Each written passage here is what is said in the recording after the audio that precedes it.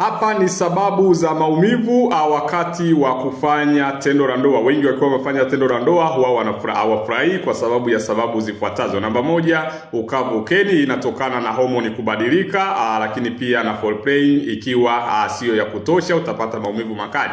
Namba mbili, tunasema maambukizi ukeni au kwenye kizazi. Kama una changamoto ya PID, una changamoto ya fungus, una changamoto ya UTI na bakteria, basi utapata maumivu wakati wa kufanya tendo la ndoa. Lakini pia uvimbe kwenye kizazi na kwenye ovary, fibroids au cyst, na yenyewe inasababisha maumivu wakati wa tendo la ndoa. Matumizi ya dawa fulani, dawa njia za uzazi wa mpango za kisasa au dawa za homoni, pia hizi huwa zinaleta maumivu wakati wa kushiriki tendo la ndoa. Lakini pia vidonda au michubuko ukeni kutokana na kukosekana kwa uke wakati wa kufanya tendo la ndoa, basi huwa inasababisha maumivu makali. Lakini pia mwisho, watu nasema uchovu na kuhofu tendo la ndoa. Mtu anapokuwa mchovu na kuhofia tendo la ndoa huwa inasababisha maumivu kwa sababu hayupo tayari. Tuambie ni dalili ipi inayokusumbua hapo ili uweze kupata msaada kutoka kwa Dr. Jimmy. Karibu.